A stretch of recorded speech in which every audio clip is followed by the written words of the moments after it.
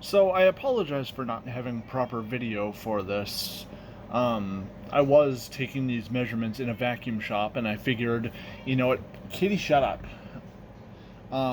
It probably wasn't a great idea to be filming and whatever.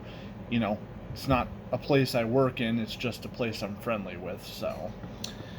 A fellow collector, Josh, had an interest in the HX series from Miele, their cordless stickbacks, and so he was thinking about getting an HX2, and I know one of the local shops stocked them, so I stopped in there. I'm like, hey, would it be alright if I ran some tests on these things? And he's like, yeah, go for it. So I brought my airflow gauge, I brought my suction gauge, and I didn't want to take a huge amount of measurements, take up a lot of time and all that, and I didn't want to put tape on a new machine either. So unfortunately, I don't have nozzle measurements for you.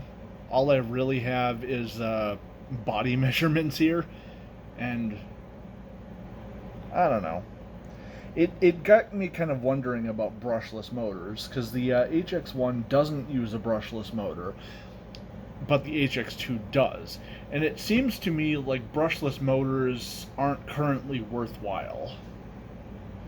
Because while they have massive benefits for like suction, their airflow just really isn't all that. But who knows? I mean, they might progress pretty quickly, because I see Pneumatic has released a cordless wet vacuum which has like 104 CFM. I think its suction rating is around 60, which is pretty impressive. So who knows? I mean, these brushless ones might improve rather quickly. But let's look at the test or results of the test here. So we'll start off with the HX1, and we'll look at it on its low speed. So here we have the airflow. Here we have the suction, which isn't much. And we'll look at medium.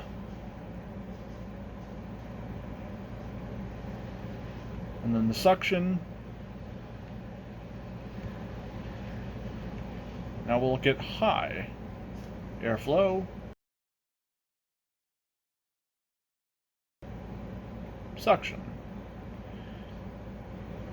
And now let's take a look at the HX2 measurements here. So strangely, the HX2 seems to have a little less airflow on low than the HX1. And it might be fan design. I'm assuming, the brushless motor must have a different fan to them. But the suction on those, I mean, it's clearly quite a bit stronger.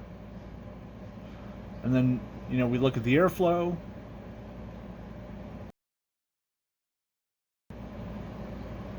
Again, the suction's improved on that too. And then we look at the high.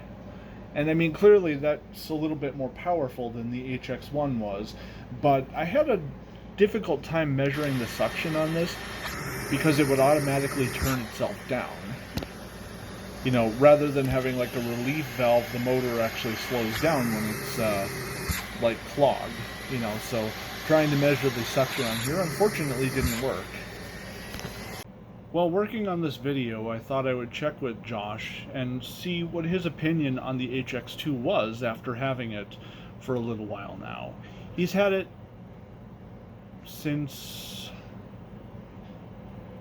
I want to say either April or May now. So he's had some time to use it, get to know it a little bit. And one of the things he brought up quite a bit was he doesn't really like the dirt canister on it. He said it was a little bit confusing because there's a knob on the top where you turn it one way to activate a little set of paddles. Well, I'm just going to call them paddles, or little fins inside the filter that are meant to, kind of remove the dust from it by hitting the inside of the folds. And you would turn that lid the other way in order to, remove it or lock it back into place. And he said he found that a little bit confusing, and there's been times, or at least one time, where the lid wasn't secured when he thought it was, and it just fell off the machine while it was being used. He likes it mostly as an upright for floor cleaning, because the battery is located furthest away from your hand. It really puts a lot of weight on like the wrist and the arm, and he said it gets quite tiring quite quickly, as opposed to machines which have a battery pack much closer to the hand.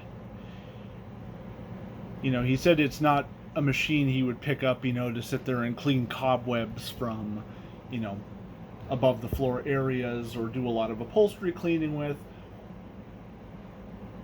But he does like it for floor usage. It has a sort of like auto sense in it, most likely determined by the resistance on the brush roll, so it will adjust the suction level as it's used over different surfaces, whether hard floor or carpet. It stands on its own, which is something he really likes about it.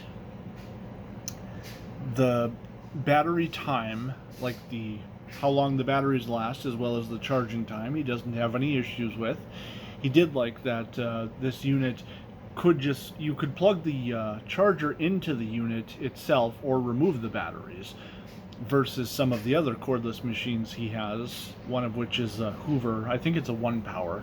The battery has to be removed from the machine every time to charge it. So he really did like that this could just be left in.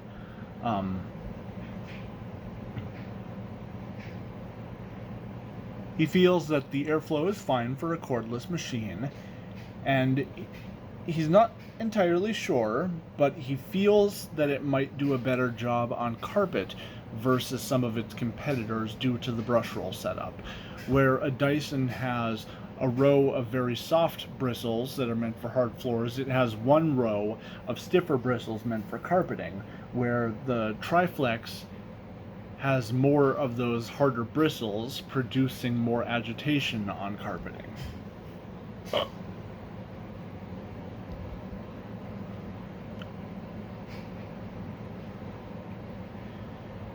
He said the build quality is good.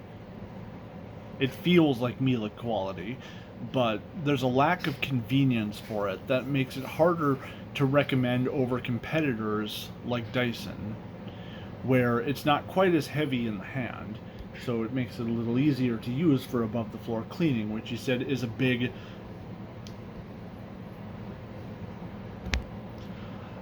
reason to look into a convertible stick vac like this, where you can clean not only your floors, but you can clean above the floors as well.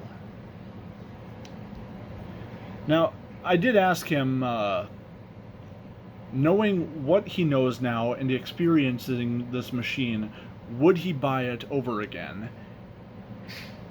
There was some hesitation there, but he ultimately decided he wouldn't.